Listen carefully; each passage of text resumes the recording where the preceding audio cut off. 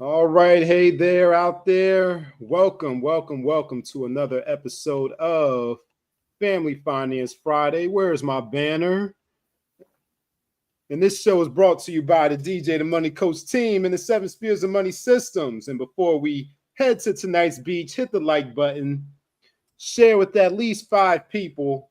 And if you're not subscribed, hit the subscribe button and the notification bell so you can be notified when these excellent programs become available.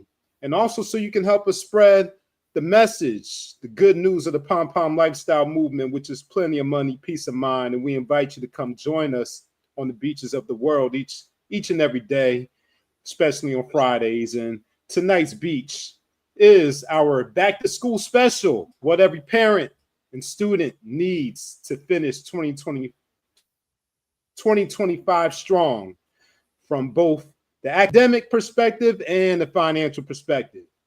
And before we get into that, let me talk to my man DJ, the Money Coach over there. What's going on, DJ? How's your Friday going? Well, Nick, as you know, as I always say, any day above the ground with your health is an excellent day, and today is no exception to the rule, man. So I'm excited out here, and this is a very special edition because everybody needs the playbook, the syllabus, for going back to school. There's a lot of things, have transpired, and people did a lot of vacations, had a lot of fun, living that, best life and all that good stuff for 3 months. And now it's back to reality, baby. Sometimes the fantasy ends sooner than you believe. And sometimes we come into the important part of, the third quarter unprepared. We will not allow that to happen on our watch with you. So, last week was from the heart. Today is about the things you need to know, and most importantly, how, important it is for us to have somebody who's an expert that can actually guide us through getting the third quarter, end well and finish in 2025 correctly, other than a master educator than yours truly, Nick Westbrooks. So I know for a fact, having 4 children, one is completely out of school and 3 are in school and just getting started back. If I didn't have a guideline, a syllabus, or a blueprint to follow, I could not have successfully, put a child in college, full scholarship, gainfully employed, another one in college, scholarship, gainfully employed, and then have 2 coming behind them that are starting senior year in high school and one starting 8th grade without having a blueprint, guidelines, and actually having the capacity and the resources and the availability to sit down with experts to tell me how to go about and execute this. A lot of people, unfortunately, sometimes are doing this by the seat of their pants, and they're getting it wrong. And with technology changing, culture changing, and establishments being more lineal instead of disciplined and allowing, a lot of things to be tolerated, it's so important to get back in the saddle and finish strong. But most importantly, having the right team around you to support that process so that you can get it right. And for me, just yesterday, went to open house for my senior in high school. And again, very rarely do you see hardly any men there. That's sad. Real sad. So I make it a purpose. Go in, meet the teachers, check out the curriculum, make sure that my, student is on the pathway to finish the senior year with, guns blazing. What does that mean for me? That means scholarship. That means excellent grades, but that also means enjoying your senior year. You worked hard from freshman to junior year to put yourself in position, and it's no problem with having a little, fun in your senior year. And they got off to a great start. My children have been in school for the past 2 weeks, 2.5 weeks, I think. Might even be 3 weeks, if I'm not mistaken. Yeah, I think it's close to 3 weeks. So today my senior, they had what they call Senior Sunrise Day. So all the seniors came to school at like 6 a.m. and they actually watched the sunrise together. It's a tradition at the school. You know, these are the things that start, enjoy the fruit of your labor. Yesterday, my senior is, first seat cello, and they're playing their cello demonstration for the incoming freshmen parents to see why we have a world-class orchestra, which we do. It's a recruiting process. My senior had to go back to school, a couple of days early because in a role of leadership to actually start to recruit and lay the foundation of a mentorship, scenario with incoming freshmen and sophomores. These are some of the things that you start to develop the right habits, the right disciplines that when you go off to college, you insulate yourself from failing out of college because you have not established any independence. That's so important. So with that said, we want to turn it over to you, Master Educator, and let's start from that 8th grader that actually graduated from 8th grade, now going to high school. And if you graduated from 8th grade, you were the valedictorian, you were all that. You were the, great athlete, you're the, speaker, president of the class, and everything. You're coming into high school at the bottom. Mm-hmm.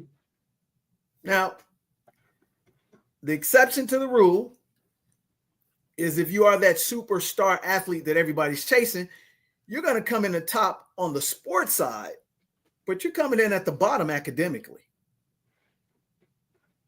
And there's some adjustments that have to be made.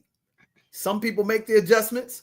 Some people, unfortunately, when they are privileged, they actually shortcut the shortcut for these people, and they actually hinder them from being successful academically because they don't ever take into consideration that you could get hurt.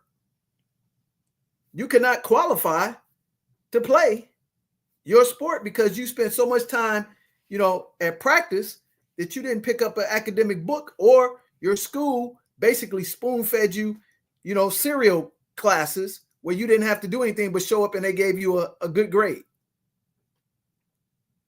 And we find that to be a lot of the scenarios nowadays, and especially with people trying to chase this NIL and all that stuff.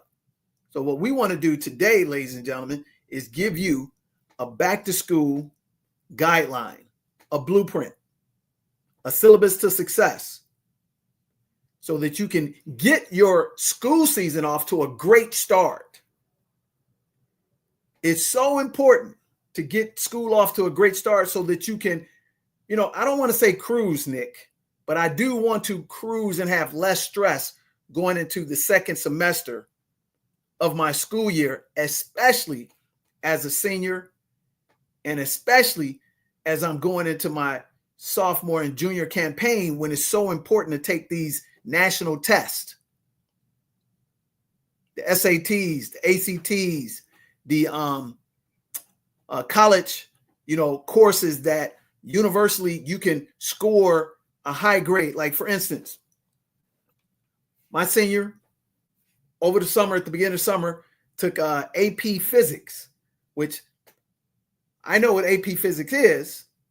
However, I didn't know the impact it has on the college level, that my senior was one of the few 1% kids that took an AP Physics class that had college accreditation that actually passed it. And I didn't notice that very rarely happens. So much so, Nick, that my senior passed in the 99 percentile, and Harvard came knocking on the door.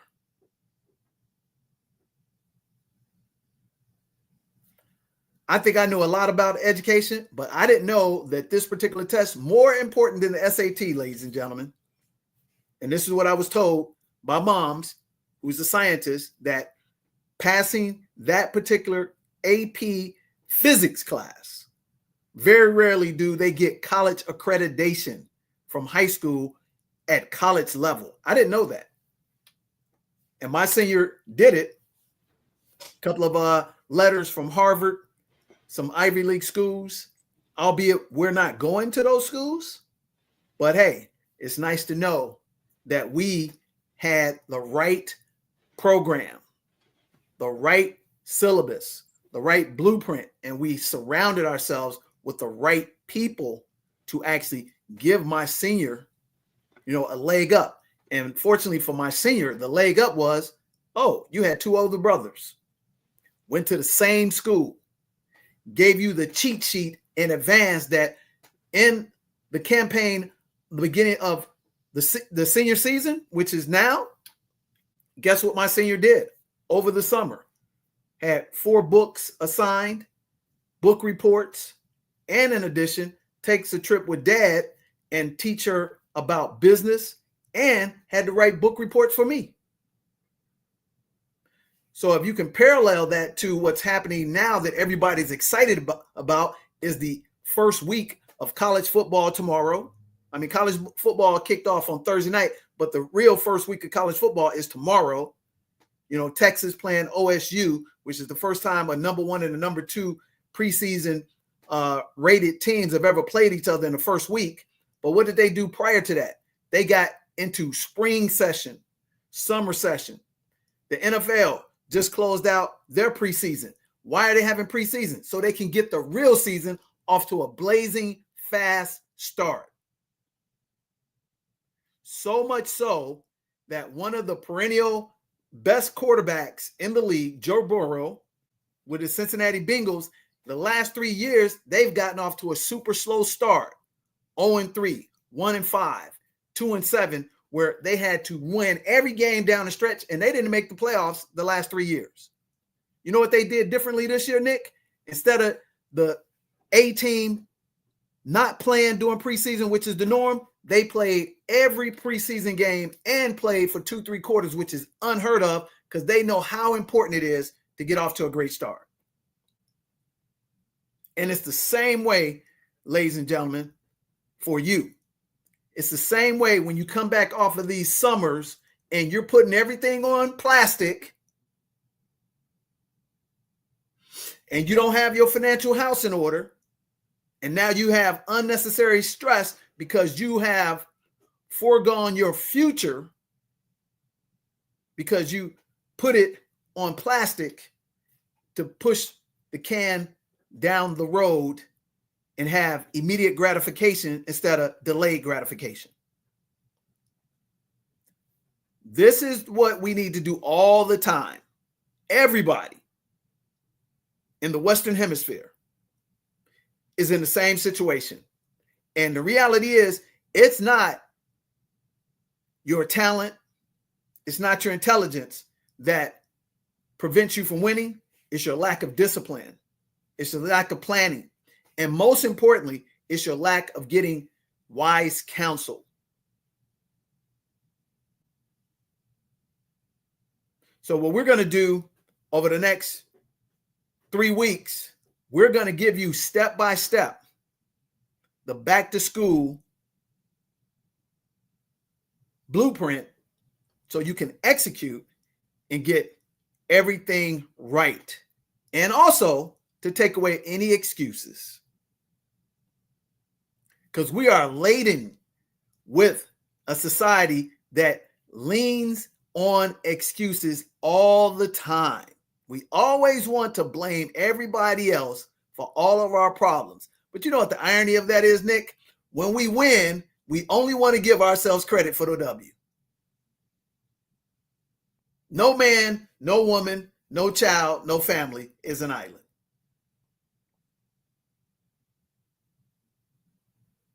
Now, let's turn over to the master educator, someone who has, 2 degrees, a bachelor's and a master's, and someone from the day I met has been teaching high school for the past, you're going on 10 years, 12 years? 12, yeah, going into my 12th year this year. 12th year, ladies and gentlemen. So I think this gentleman here might know a little bit about preparation, might know a little bit about incoming freshmen, sophomores, importance of your junior year, and the importance of your senior year enjoying it because he's seen it all. So one thing we never do on our platform is, do hyperbole.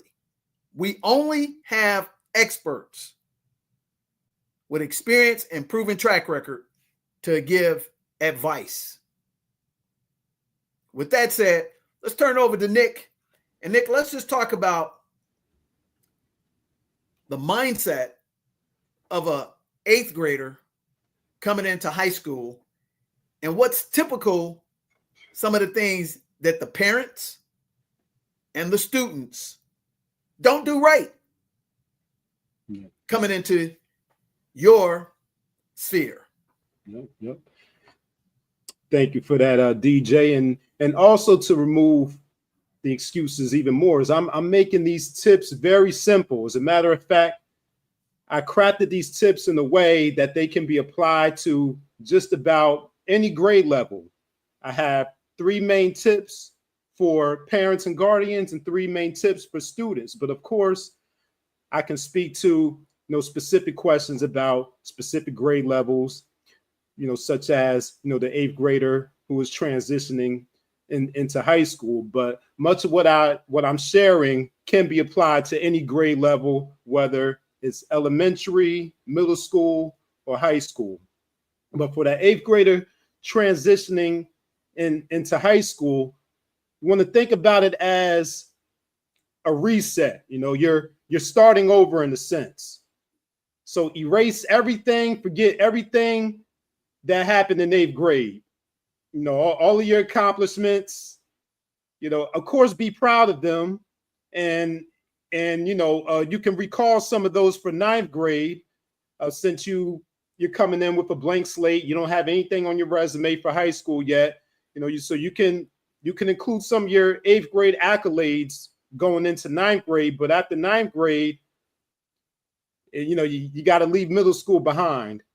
And that's one of the mistakes that I see a lot of young people and their families do, is resting on their laurels of middle school and thinking, just because, I aced middle school, I got all A's, I got 100s and everything, that, 9th grade is going to be a breeze. So I can just come in coasting. And I want to use a DJ the Money Coach adage. DJ, you might have to help me out with this one to get the proper verbiage down. But what is your saying about mastering the hard things first before the easy things? Repeat that one for them. Yeah. So what we teach our children is master the hard things and life gets easy. Master the easy things and life becomes a turmoil and a eternal hell. And what I mean by that, ladies and gentlemen, is that you have to do a lot of the stuff that you don't want to do, and having the ability to build up, like we call in sports, a callus, that you become impervious to challenges because you are constantly learning how to go through tough situations that now they become easy for you to manage psychologically, and then physically, you're basically on cruise control. Now, the opposite is true. If you just come in and always taking the easy road out and nobody holds you accountable, soon as that one time that your talent and your intelligence is not on the right level, it can be disheartening, debilitating. What do I mean by that? You see this in sports a lot, where you'll always have the kid that's always bigger, faster, and stronger than everybody, but never plays against bigger and stronger older kids because they just love dominating less qualified people, even though they're the same age. So they're just walking through life. Mm-hmm. And then all of a sudden, because they came from a small town or a small state and they made the mistake going into the big leagues, and now everybody's at their league and above. Does this sound familiar? Shedeur Sanders. Mm-hmm. Yep. You're playing a little private school. It's called a private school for a reason. It costs a lot of money. You come from privilege. You're not playing against the rough and rugged people who got to make it. You don't have to make it because you already made it. So you're playing against them and you're wiping the fence with them because you're not playing against the best athletes. You're not going up against the most academically stringent, intelligent kids. And here's the thing I used to always love, Nick, and it took me a while to get this. When I was in 8th and 9th grade, one of my teachers, I think it was Bro Kavaleski, he said, DJ, I'd rather go to a hyper-competitive high school versus going to an average high school, because when I get out in the real world, I'm going to always be able to compete at the highest level. And he said, I'd rather see you make C's at the hyper-competitive high school, 5,000 people there, everybody fighting, for basis points of getting, the valedictorian, and you come up with a C, but you're taking the most competitive classes, the highest, hardest classes. But that kid over here in the smaller school, they're taking a lot of basic stuff and they're whizzing through, and they're an A student and everything. They haven't competed. So on paper, they look better than you, but they haven't had the same competitive challenges as you have as a C student. Then when you get out in the real world, now the game is moving so fast for the guy who got the A or the girl who got the A of the valedictorian in a little small school. But for the guy who went to the C, the highly competitive school, or the girl, and they only got a C, they constantly are used to stuff moving fast, so they adjust their game effortlessly. So that's why we say master the hard things. Put yourself in an arduous, hard environment first, or raise yourself up. What I did for my children, wherever they tested at academically, is where we took the classes. And I never allowed people to say, oh, well, your kid's going to be deficient in social skills. No, they're not, because I'm constantly interacting my kids in social environments with children their age and with adults, just like the Steph Curry effect. What's the Steph Curry effect? And I know this is an elongated answer, but the Steph Curry effect is really this simple, ladies and gentlemen. Steph Curry and Clay came from professional athlete parents who played in the NBA successfully. Thus, when they introduced them to the game of basketball, they put them in front of the professionals, showed them how the professionals did it, and at an early age, it became their norm, so they easily were able to compete. And most importantly, what I always tell people, Nick, the number one asset is confidence. They had stellar confidence, not ego, but stellar confidence that they can compete against anybody at any time, because they were always around the best professional athletes who were paid to play the sport. So that's the reason why master the hard things in life. Life gets easier because it's going at speed of light. And now you are accustomed to being in a 200-mile-an-hour car when the other person is not. So they will get debilitated. They'll get crestfallen when they have that first experience because they got babied so much. And that's why we lean on that adage. Yes. Thank you for that. And that's on point, because that lesson, that example from sports applies directly to the academic setting. That 8th grader that's coming into high school should be leaning into the hard things and expect academics to become harder, as yes, you're coming into a high school with students that came from other elementary schools and middle schools. It's not just your small individual school anymore. Now you're in that building with maybe 5 other elementary schools or middle schools, depending on how big your city or town is. Also, leaning into those challenging classes. Not only does the work become more difficult in 9th grade, but you have the options available to you to take more challenging classes. And unfortunately, a lot of students shy away from taking those challenging classes and they also don't have their village or their community advocating or becoming involved in speaking on their behalf to encourage them to take those classes, and encouraging the school community, the guidance counselors and the teachers to put them into those classes.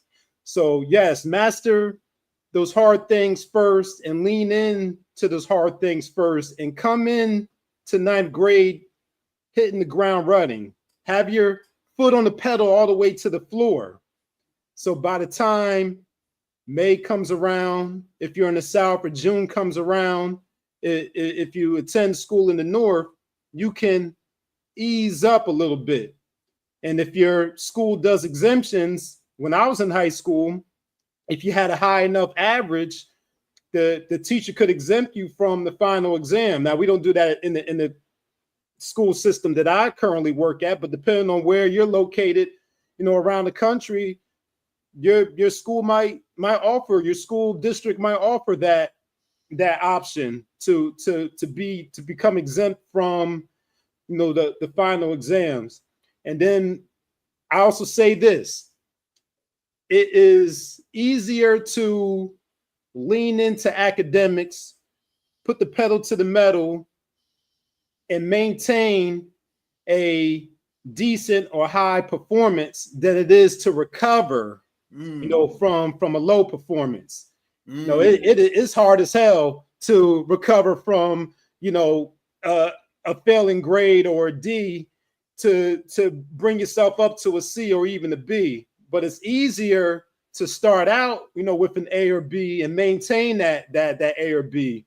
Or even if you waver a little bit, you're still in a high average, and you're not in danger of failing or failing. The other mistake that eighth graders going into ninth grade, and not just eighth graders going into ninth grade, but any grade level, is not seeking the help early on.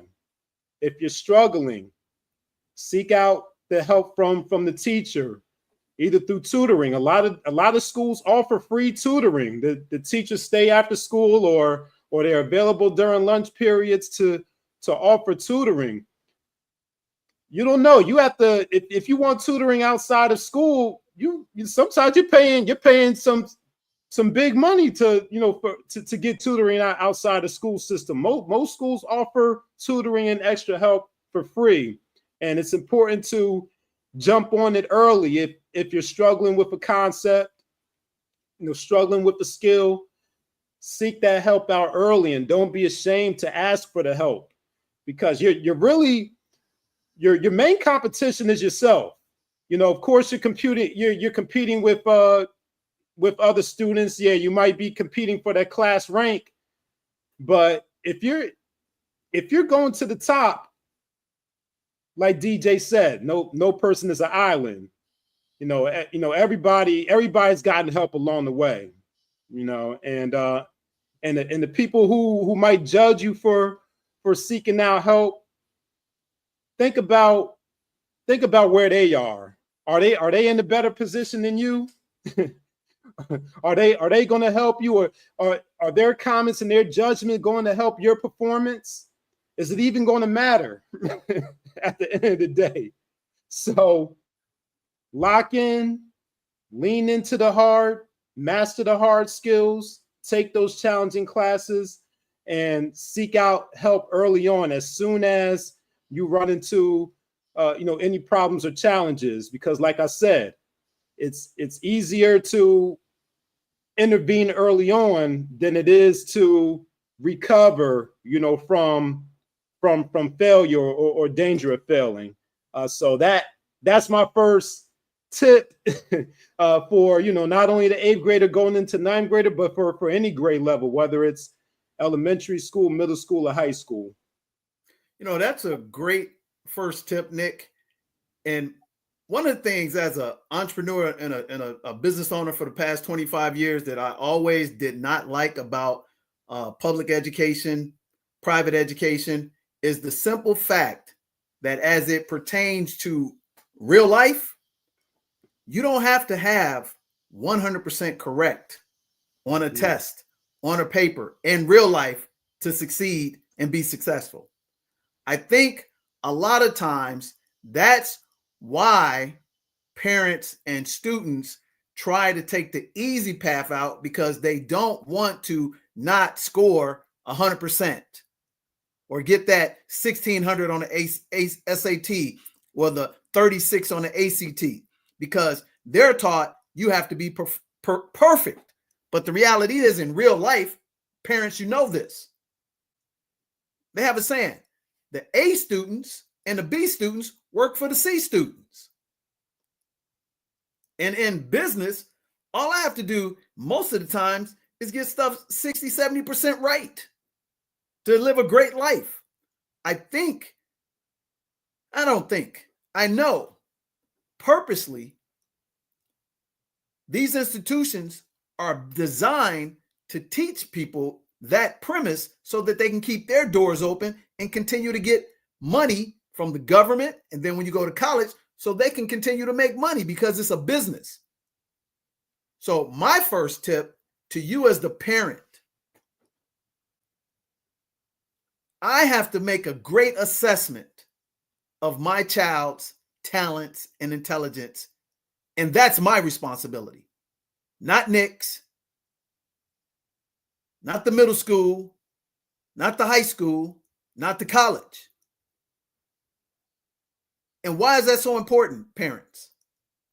The reason why tremendously great prodigy athletes and entertainers succeed is because their parents or their guardians right off the bat can discern this person's talent and this person's level of intelligence, and they immediately immerse them into a conducive environment with the right resources to accelerate their growth.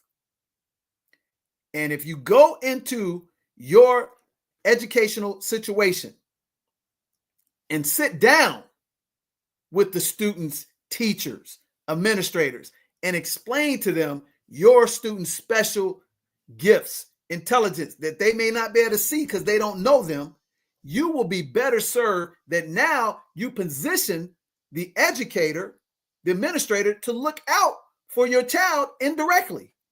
You have to plant that seed. You don't know how important that is. And as I said, they're probably, Nick, about 15% men attended the open house for my daughter's school yesterday. And why is that important? Because guess what? You're the leader of the house. Even if you are no longer married to your, child's mother, you can't abdicate your role and your responsibility as a man to know what's going on in the school. I'll give you a primary example. My 8th grader, straight A student, plays the violin, learn how to play the piano. She decided this year she wanted to do some sports activities, because when COVID happened, we were doing sports activities in the community, YMCA, program called Upward that does, volleyball, basketball, all these type of things. Some of these programs stopped. They didn't open back up. So for her, she just stopped participating, right? So, as young children do, they want to hang out with their friends. So friends are like, hey, we're going to do volleyball this year.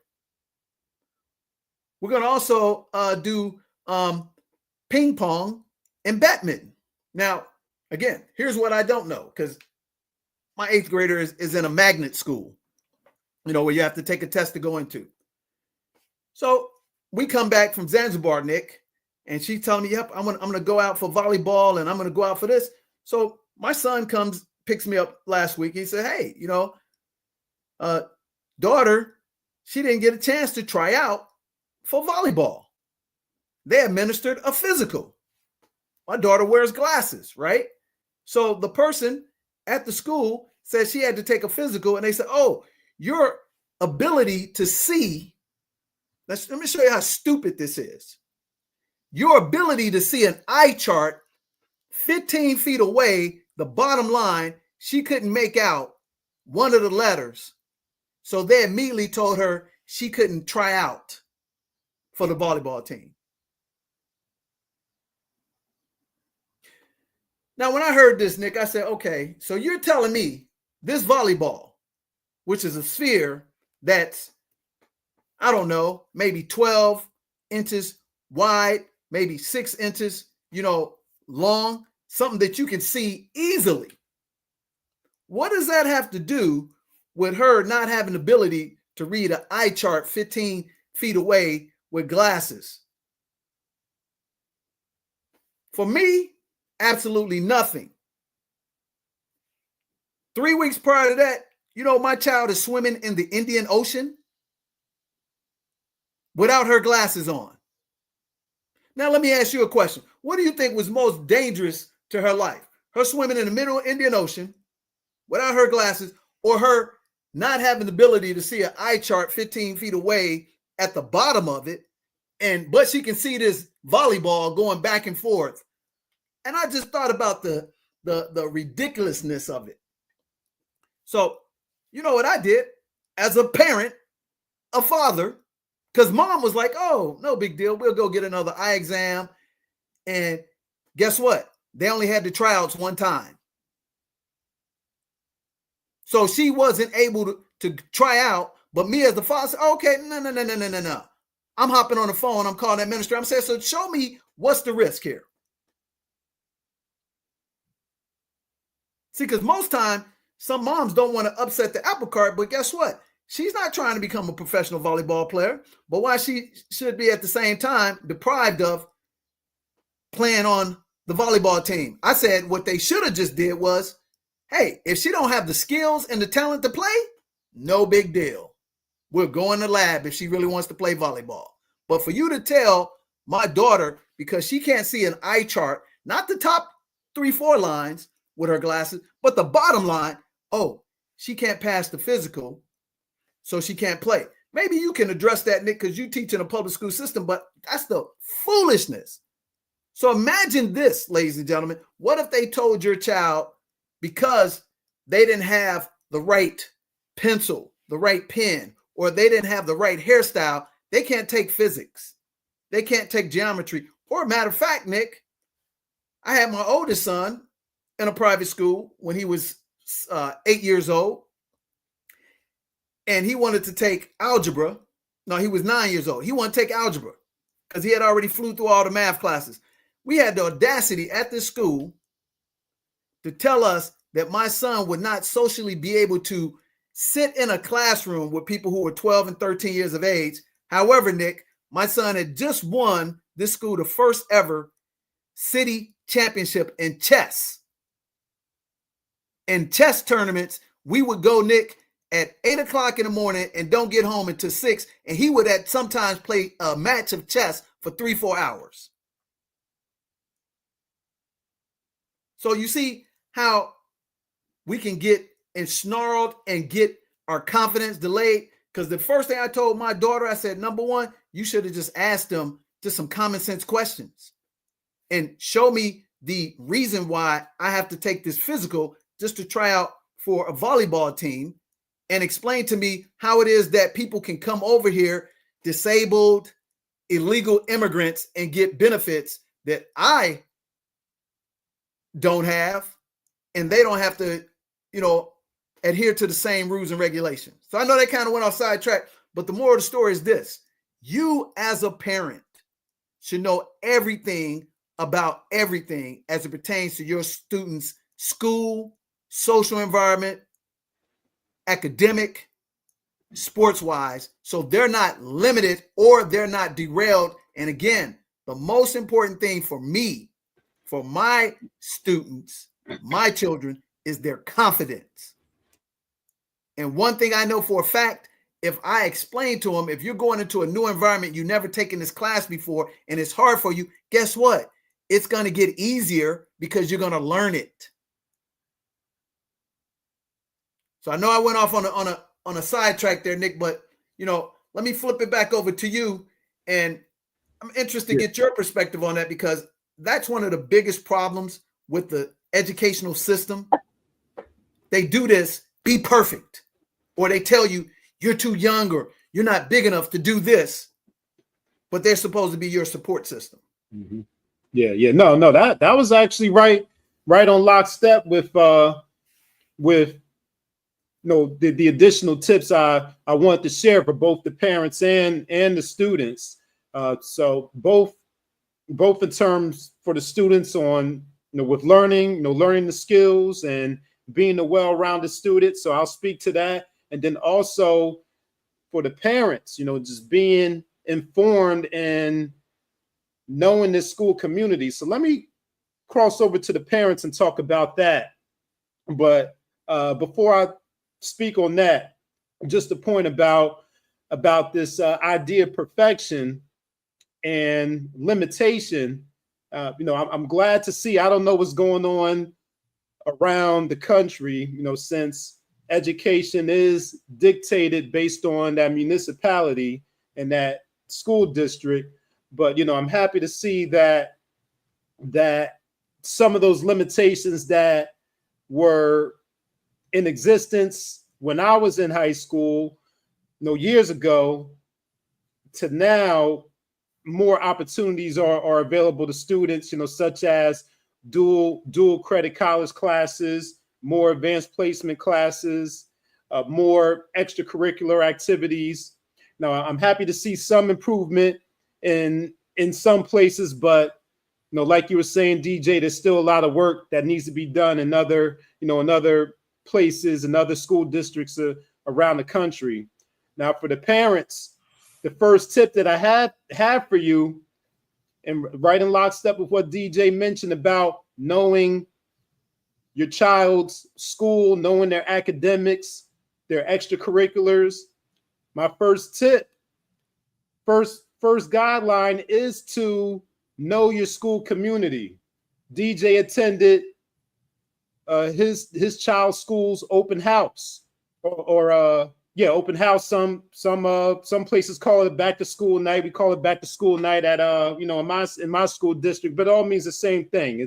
It's when the parents and the guardians meet the child's teachers. They learn the curriculum, learn what their child will be learning, the skills, the content, and that's very important because depending on the school district, some schools may be teaching content or values that are in opposition to what you're teaching your children in your household. So it's very important that you're there to know what your child is learning, so you can speak up and even opt your child out of certain curriculum.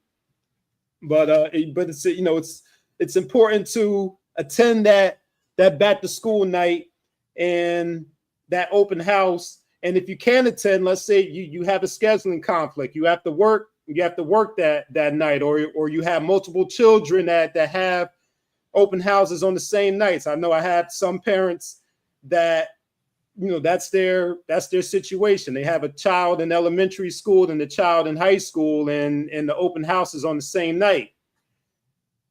In order to circumvent that, make sure you follow up with the school. Call the school, see if you can call a meeting with the teachers, so you can have that opportunity to meet the teachers. Get the teacher's email or phone number, so you can reach out to the teacher, or have the school clerk or the office clerk give the teachers your email and your phone number, so the teacher can reach out to you, so you can still have that opportunity to meet the teacher.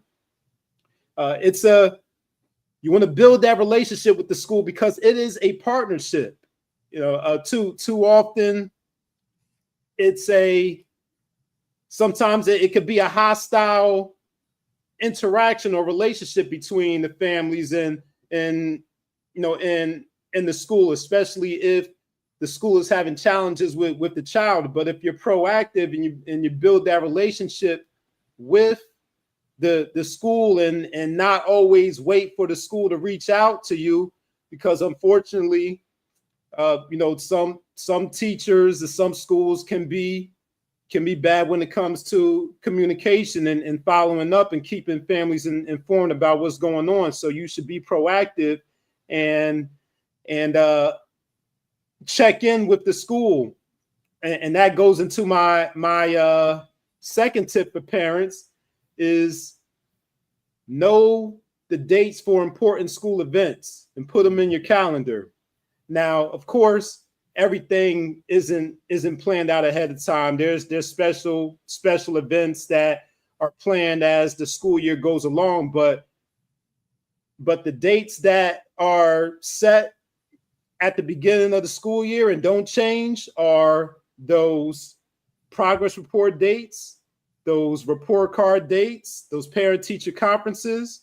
Get those dates at the beginning of the school year, put them on your calendar, and plan for them so you can make sure you attend those important school events.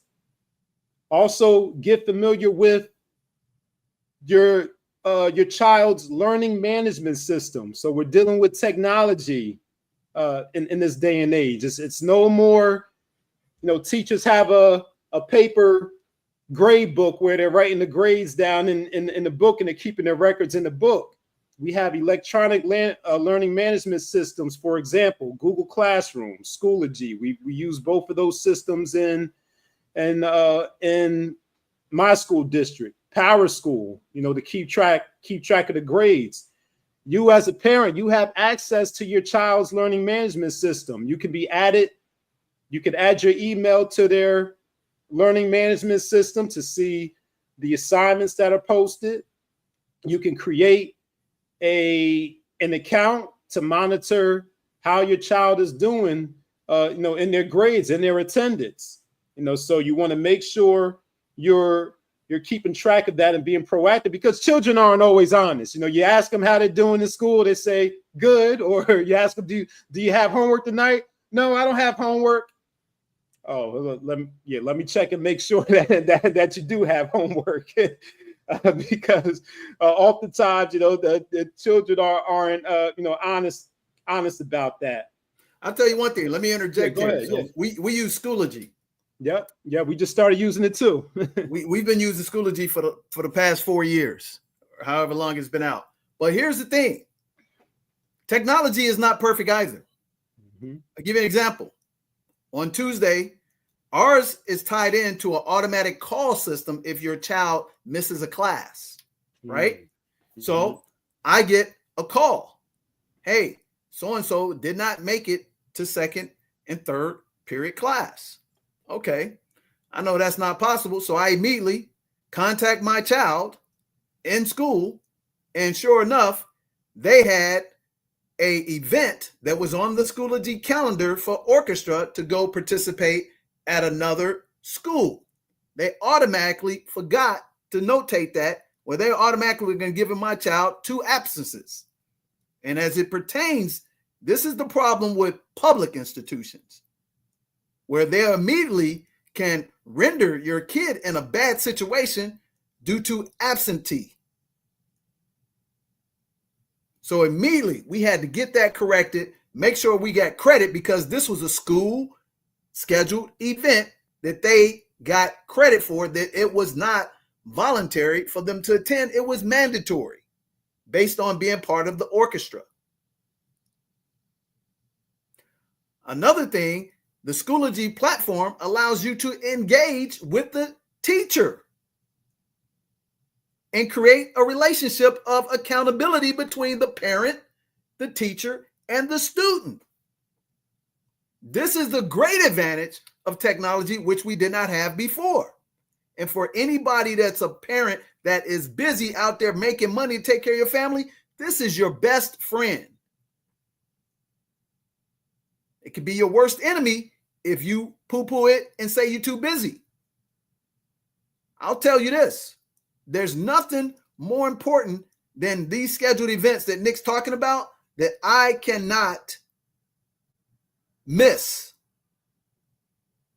so that I can keep my ears to the ground on the community, because sometimes they don't line up with my principles and my ethics and my morals. So I don't care whatever you got going on, if you can't use the information system that's created for you, and you can't find a way to get yourself at those important events, and you know what? You have chosen for you and your student to be failures. No excuses, ladies and gentlemen. None whatsoever. And it's imperative that when you get on these platforms, they have the schedule for the entire semester.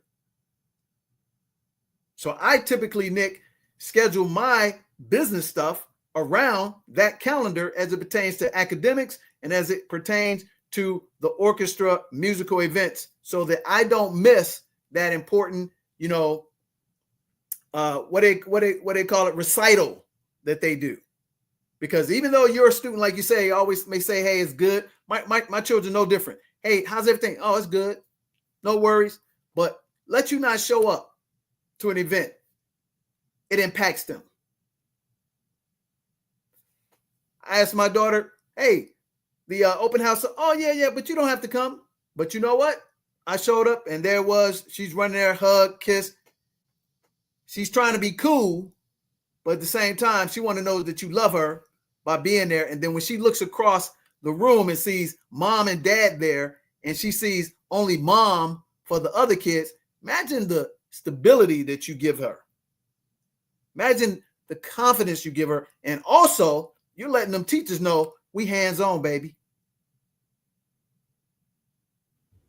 Yeah. Yep. And you know what? That speaks to another mistake that I noticed. I never taught elementary school. I'm gonna grab my power cord, but keep talking. Okay, all right, yeah. And this goes to another mistake that I noticed with families, especially in high school. I haven't taught elementary school, but even in the high school, I noticed 9th grade, 10th grade, 11th grade, 12th grade, the involvement, the parental and family involvement kind of wanes or decreases as the child gets older. So the number of parents that show, the number of 9th grade parents that show up compared to the number of senior parents that show up it's mind-blowing. It's mind-blowing. If for some reason parents believe that, okay, my child is getting older now, I can be more hands-off. I cannot not be as hands-on as I was when they were in elementary school and middle school. That's a grave mistake. You need to be as involved as you were when they were in 2nd grade as you should be involved in 12th grade. They need you every step of the way. They need that accountability. We need that relationship with you. And that goes to my third tip is make sure your child's records are up to date. And when I say records, I mean contact information, medical records, phone numbers, emails, medical records. If your child was on some type of intervention plan or accommodation plan or individual education plan or IEP, make sure all of that information is up to date. Make sure you're attending those meetings too. I can't tell you how many times, I'm a 10th grade teacher and a child still has an IEP from 7th grade because, the parent wasn't there to advocate or update the information. And so they're still using the same accommodations and the same guidelines from middle school as when they're in high school. So make sure your information is up to date and you're attending those review meetings and those renewal dates. Contact information. I can't tell you how many times I go to call a parent and the phone is out of service. You might call two or three phone numbers and they're all out of service. How are we supposed to get in contact with you? God forbid there's an emergency and your information isn't up to date. So make sure your records are up to date. Get to know your school community, get involved, know the teachers, the administrators, everyone, the office clerk, everyone. Put in your calendar those important school events and dates.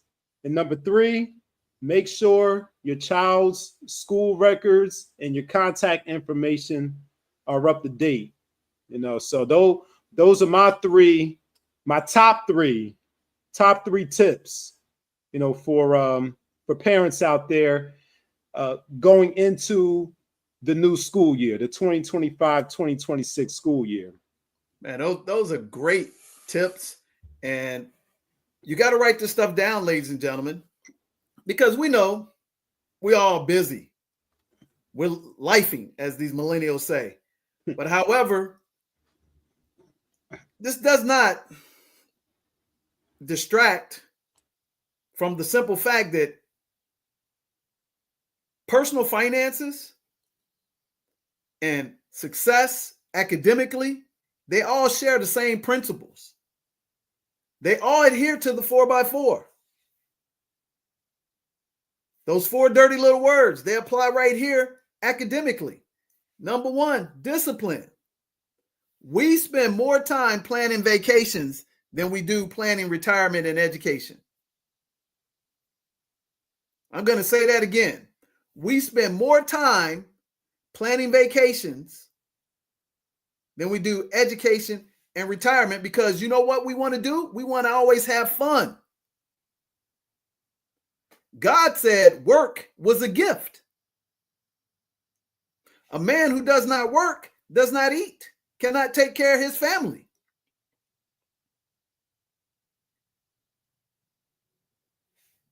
Discipline number 1. You spent all this time planning the vacation over the summer. You had a blast. And there's no reason you should come into the fall, going back to school, getting back into the saddle work-wise, and you falling behind.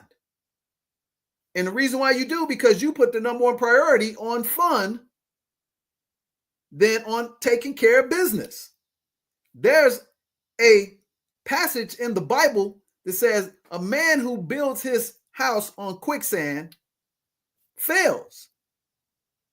In essence, what does this mean? It means build your business, build your education system and resources, and they will take care of everything else for you. Accountability. Like Nick said, your first thing as a parent to your child is to have an accountability and expectations for them. And how do you demonstrate to them the proper things to do if you're not showing up at the open house? If you're not logged on and have a password to the accountability system that they have for everybody? You're showing your child through your actions what's important. Or you're showing through your lack of actions what's not important. And it's very rarely that a child is going to be an exception to the rule. The child is going to do what you do. I always tell people this, Nick. I said, if you found a family of doctors, the dad was the doctor, the mom was the doctor, the average in their house is a doctor. So it's no big deal that they became physicians of physicians. If you find a child that comes from a household that the mom and the dad is always making excuses, or the dad is, not around, not showing up, regardless, if the mom is treating him unfair and they're no longer together, dad, it ain't convenient for success for your livelihood. That's your lineage. So that accountability. Number 3, plug into the system. It's the learning technological system like Nick talked about. We use Schoology. They're using Google Notes and Schoology now. Get on the program. And then number 4, go to work. Let your student know, hey, you know what? I don't expect you to be perfect. However, I expect you to give me your best effort. Get off to a great start. And I always like to give the analogies of sports, because guess what? The beginning of the season, let's get out of the gate fast. But at the end of the season, let's get ready for the playoffs and the championships. Now we're doing situational training. Same thing in school. Hey, if you know the SAT is coming up, the pre-SAT, the ACT, these things, let's start getting in preparation for that, because that's your championship. You don't have to graduate #1 valedictorian. Some schools, if you just finish in the top 10%, you get into the best schools in your state. You finish in the top 5%, you get a full ride. Here's another reason why you want to be tapped in to the community of the school, because a lot of times there are scholarships and grants that we don't know about, but because that teacher says, you know what, I got a good student. She may not be the #1 student or the #5 student, but she exemplifies all the characteristics of what this scholarship and grant is about. And if I just put the word in for this person, because I got a great reputation, I just afforded that person an opportunity. How many times we always talk about, oh, we never get a break, everybody. No, but how much work did you put in? And then the 4 P's apply here, ladies and gentlemen. Professionalism. I'm not showing up to the open house as a parent or a student with my ass out, my breast out, my stomach out. I'm always on the phone. Man, it never ceased to amaze me, brother. I go there yesterday. I'm looking at kids who look like they trying to be adults, and they're out here trying to be on OnlyFans. I look up, I look at their parents. Guess what? Their parents looking the same damn way. And they're the first ones that's complaining that you are treating them with bias. Oh, it's racism. It's institute, but they don't want to take accountability for how they are allowing their child to come out into the public arena called the school. Correct me if I'm wrong, Nick.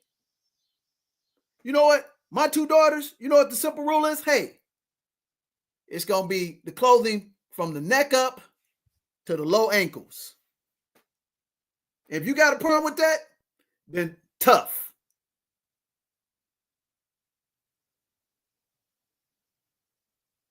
But we believe, because we're free in America, we can do what we want to. But you're now setting up your child for social failure. You're damaging your child's confidence because they're now searching for likes and affirmation when they're not getting that at home. And you just rob them of their opportunity to get ahead. And then most importantly, you're showing them the wrong principles. That let's make you an object of desire. It's appalling, man. And it's happening in the middle schools. So these pertinent rules. Also, sit down with your child. Let them know, just like teachers, you got to go buy extra supplies out of your own pocket and stuff like that. Hey, you know what? This is what it costs for us to send you to this school. This is what it costs for us to do these extracurricular activities. It's not that we don't want to do them, but hey, what's your skin in the game? How many of you are sitting down with your child and telling them, hey, we only can do 1 extracurricular activity or 2 extracurricular activities, and this is what your contribution to the table is in order for you to participate? Not you just sending me some sheet to say, hey, I want to take, the trip, or I want to participate. No, you got to have this type of grade. You got to put this type of extra, work in. And if it costs some extra dollars that's not in the budget and you really want to do it, you need to show me how you can make some money and contribute to this. We're so busy trying to give our children everything that we didn't have, and we forget the most important thing you need to get them is principles, accountability. But how can they get that if you're not showing it to them? If you show them that you're investing in yourself and into the family by what some people call sacrifice, I don't call it sacrifice. I call it investment, because if I invest, I get a return. If I sacrifice, I get nothing back. You have to do that. You have to explain to them, if I have to drive all the way across town to take you to this event, this is what the cost of doing that, and I am more than happy to do it if you are bringing me your best in the classroom. If I never get a call from the administrator or teacher that you're out of line,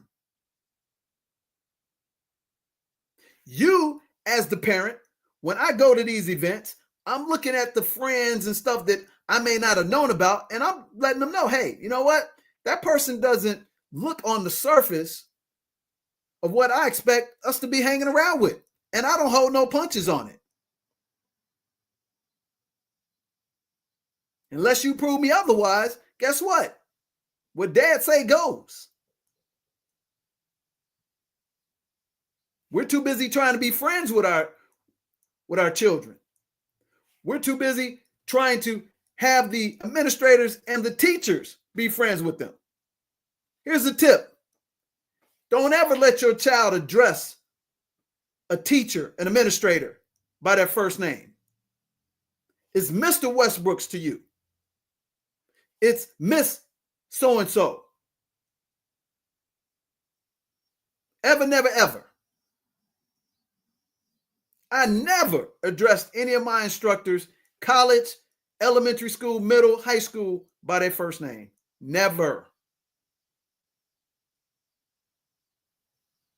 We need to reinstitute the respect. Now, when you get back from those elaborate vacations and you put that on plastic that you can't afford, hey man, let's sit down and have that family finance Friday meeting with the crew and tell them, hey, this is what it's going to cost us to be successful for this year end. This is what we're going to invest extra in the tutor. Like you said, Nick, it is free. See, back in the day, when we were growing up, if you got a tutor, man, that was made think that you're dumb. But guess what? All the best students have tutors. That's par for the course, baby. That's par for the course. How do I get ahead? Man, get me some extra training. How do you get ahead in the real world? Get consultants. Get coaches. The best performers in any industry in the business world, they have a whole slew of coaches and consultants. Same thing in school. It's no longer the exception. It is the norm for the exceptional student family. And that's the first thing that we should lay our hat on. And if you identify early what, they could potentially become in the future, it's your responsibility to put them in a conducive environment. And I'll say this. One of the biggest things that we miss in our community is the ability to get internships. That starts right in high school. Making yourself available for different assignments, volunteering for things that you normally wouldn't do so you can put yourself in position of favor and you get accustomed to doing it. So when you get into college, you don't wait till they tell you traditionally you should start getting internships in your junior, senior year. Guess what? My older son, he got his first internship when he was 16, his freshman year of college. You know why? Because I said, this is how you get ahead. You don't have to wait till your junior, senior. You're going to be with everybody else. You start going after opportunity now, guess what? You're going to have an advantage. Is it going to be harder for you to get the internship because they're looking at your age versus your intelligence and your emotional intelligence and your skill sets? Yes. But if you keep being persistent, God will open up a door for you. Guess what? He opened up a lot of doors for himself, multiple internships. So it's no wonder, Nick, that he graduated with honors, full scholarship, and got a six-figure income working as a software engineer. You know why? Because we laid down the blueprint when he was in elementary school. But you same parents, you'll spend a ton of money that you don't have on a hope that your kid going pro. Not a professional in the guidelines of being an engineer, a doctor, a lawyer, but you want all the celebrity stuff. Oh, my kid gonna be the first one that's gonna make it to the NBA. My kid's gonna be the first one to make it to the NFL. My kid gonna be the first one to make it to MLB. So you pushing all your chips to the middle, not being smart, knowing that 1 out of 3-4 million people make it. But you spending every dollar you don't have putting your money on that, and you are not putting anything on the education. Shame on you. That's not the child's fault. That's the parent fault, because you're trying to live vicariously through them and trying to get that quick fix. Here's another tip. Get your children off of social media.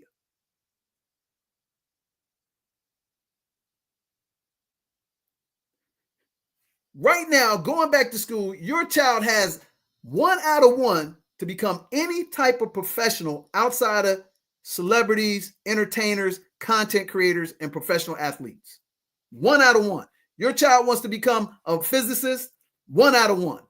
You put in the effort and provide the resources. Because you know what? If they look like us, and there's very few of us that's going in that field, there's most likely some grant, some scholarship that's being unused because not enough people even applied for it. And how do you know how to get access? Talk to your teachers. Man, you'd be surprised all the information that your teachers know. And you probably say, well, should my teacher be talking to me? You know how many people the teacher is responsible for? They're looking for that person to stand out from the crowd. The teachers love everybody, but they only got so much time in a day. And guess what? They have their own families 9 out of 10 times. So what you should do as a smart parent with your smart student, go up to the teacher and say, hey, Mr. Westbrooks, I understand you may be over certain communities that I'm thinking about towards the future. Is there anything that you could give me access to or inform me about that I need to put some more of my energy, time, and effort into, other than being on IG, Twitch, Twitter? But see, that ain't sexy. But you know what ain't sexy? 300,000 Black women unemployed over this past quarter.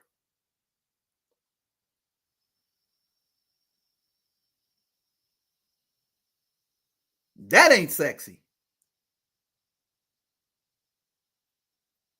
See, while you're hopping on these social media platforms, chasing likes and entertainment and conflict to get, eyeballs, to have advertisements being sold to you, how about you go down the path less traveled?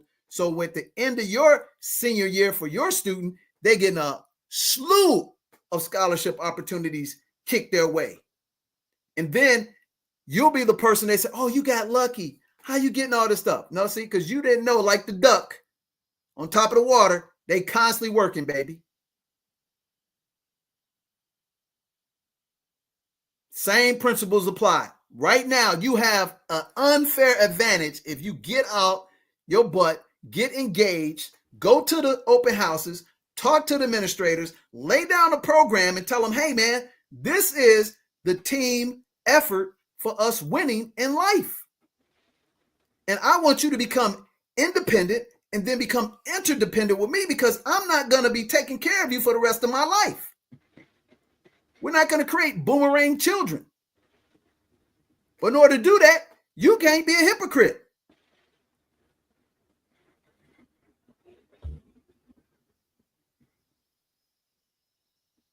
So what we're going to do, we're going to put the brakes on right now. We're going to come back next week and we're going to pick up and dive into some more of this stuff, because this is very important. In today's world, with the advancements in technology, the most important thing that you have to do as a parent is be present, available. Show your child love through work, through investment, and hold them accountable. And most importantly, here's another one on the social tip. It is your responsibility to dictate. That's right. I'm saying dictate to them who and who not they should be hanging around with, associating with. Because at the end of the day, they're children.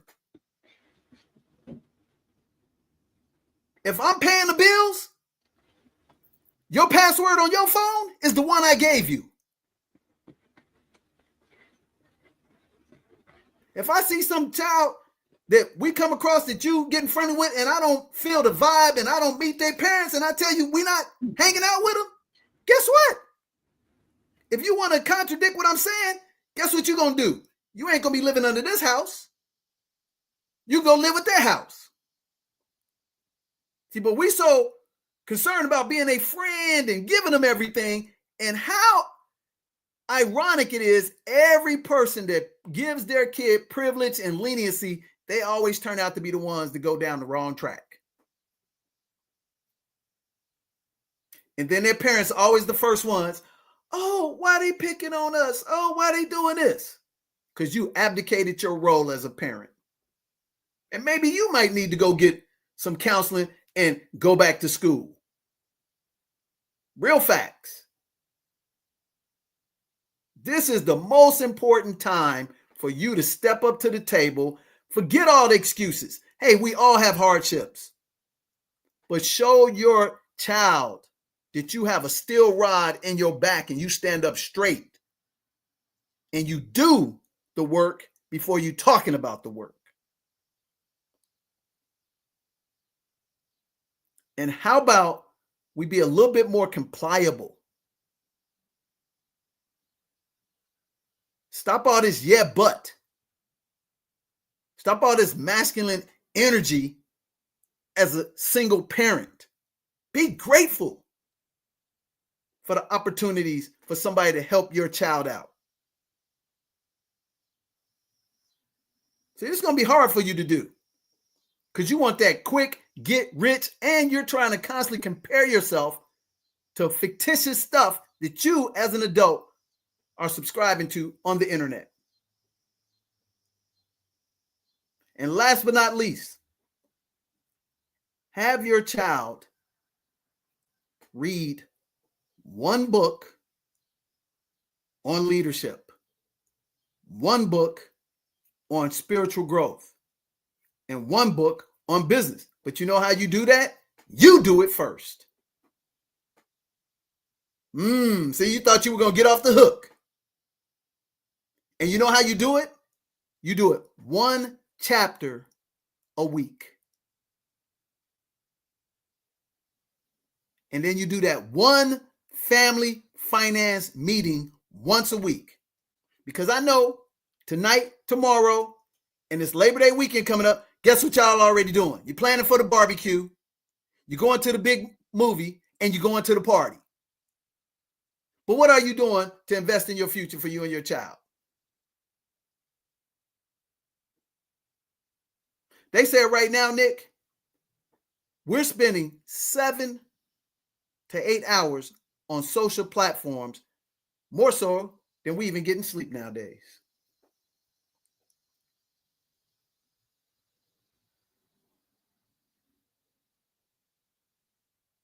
See, you don't want to hear this, but you want to hear that gossip. You want to watch the, Atlanta Housewives, and you want to get on the T app. You are a clown. Or you want to be combative against your child's father because you no longer get along. So you're going to make your child suffer by saying bad stuff about the child's father, or more importantly, not even letting the child engage with the father who wants to be in their life. And if you have one that doesn't, what does that say about you? You are a poor judgment of character. Unfortunately, in this millennial world of lifing, most of your children going to realize when they grow up that you were a whore or you were a womanizer, chasing this bag to not do anything. We need to start doing what we have to do so we can do what we have to, that we want to do. Right now, like Nick said, you can press reset and get out of your comfort zone and be where success is. Because being successful is not built on convenience. And that's really what it boils down to. I don't blame the child. I put the responsibility on the parent. You show me a child with an attitude problem, social problem. I'll show you a parent who's a child. See, last week, I talked about the difference between being a man and a male. It's the same thing with you parents.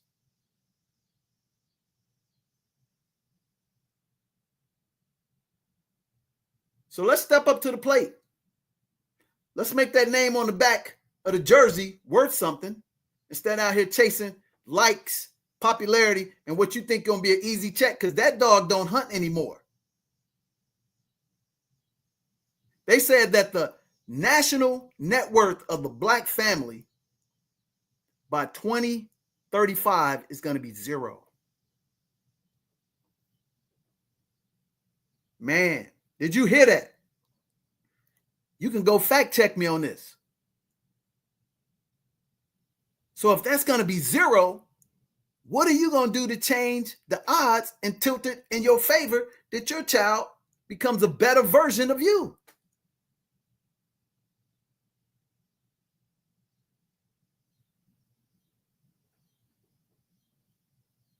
So I want to leave you with this. Turn off the social media. I don't mean you got to have zero. Have just enough to keep you in the know of what's important spiritually, leadership, and business-wise. Everything else, turn that crap off. Number 2, sit down with your children and have a family meeting once a week. If you can talk to your child about social entertainment and sports and gossip, you damn sure can talk to your child or your children about family legacy and finances. You choose not to. And number 3, do it so that they can emulate your actions and do less of this. You apply these tips that Nick shared with you and these hard, fast principles that I just shared with you, and you are willing to put the work in. This is a marathon. Tell your child, if they get into a hard, challenging class that they weren't custom and comfortable, that guess what? You keep putting the work in, you will rise to the top. I can guarantee you, 1 out of 1. But the first things first, they need to see mom doing it. They need to see dad doing it. And then they'll do it. So let me leave you with this. Here's what I tell my children. Here's what I tell my coworkers. Here's what I tell my partners. Whatever I do correct, Nick's going to do 50% of that. Whatever Nick does correct, which is 50%, Tajir, who's our president of Zanzibar, he's going to do 25%. Whatever Tajir does, 100% of what Nick did is 25%. Kadera is going to do 12.5% correct. Whatever Kadera does, that's 100% of what Tajir did, which was 25%, that boiled down to 12.5%. Financially Free D is going to do 6.5%. Are y'all seeing what I'm saying? Whatever I do right, normally on a best day, because the average, you're going to do 50%. But here's the opposite of that. Whatever you do wrong, we're going to do 100% of that. See, Satan has the ability to make you popular, but God has the ability to make you an influencer for real life. I'm going to say that again. Satan has the ability to make you popular. God has the ability to make you an influencer for real life. So if you don't catch this principle and going back to school, what you as the parent and the student needs to finish 2025 strong, which in essence is getting the pregame done right and getting out the gate fast and understand this is a marathon, You got no excuses, baby. We just took them away from you. And brother, if you are not asked to come to the party for your child anymore and you choose to abdicate your role, shame on you. Stand up. Be accounted for. You're watching Family Finance Friday. We affectionately call it F Cube. Series 1, back to school. What every parent and student needs to finish 2025 strong is getting a pregame and getting into the mode. We will do this for the next 2 weeks. And if we touch one person and one family and they get that right, we will save thousands. But the question is, can you handle the truth? So on behalf of Nick Westbrooks, I'm DJ the Money Coach. As we always say, we wish you a pom-pom lifestyle. That's plenty of money and peace of mind. Come join us on the Beaches of the World Club. Today's beach is getting back to school right and finishing strong. And that all is responsible for you, mom, dad, father, mother. We'll see you next time.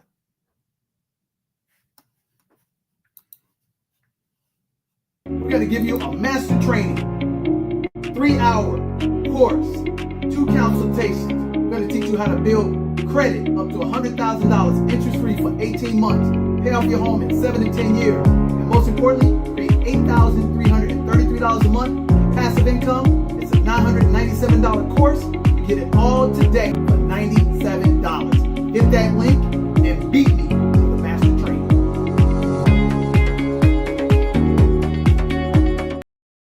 Have you heard of the Pom Pom Suites at the Soul in Zanzibar? If not, let me put you on. It's located inside a dreamy residential resort right in the heart of Paje, close to all the best shops and restaurants. I spent 5 days and 4 nights and the vibe was immaculate. The property is lush, tropical, and so peaceful. And the lagoon-style pool, OMG, absolutely obsessed. Definitely a highlight. I love that it wasn't too deep, so I felt comfortable swimming, cooling off, relaxing, and just living my best Zanzibar life. Some days I grabbed freshly made mango juice from the bakery, which has pastries, coffee, tea, and a variety of options for lunch. And can we talk about the super cute welcome center? I couldn't get enough of the tropical chic decor, literally the perfect spot to chill and unwind. The Pom Pom Suites have tons of room options too, from cozy studios to spacious apartments. I stayed in a 1-bedroom unit and it was giving all the modern, stylish, and hella comfortable vibes. But the real MVP, my personal chef. Every morning, I got freshly made breakfast, eggs, sausage, fresh fruits, and one night she made a barbecue feast. We're talking grilled goat, pilau rice, fresh salad, and homemade juice. Let's just say I ate good. So if you're looking for a beautiful, relaxing, and unique stay in Zanzibar, Pom Pom Suites at the Soul Paje is it. Let me know in the comments if you would like to stay here, and I'll DM you all the deets.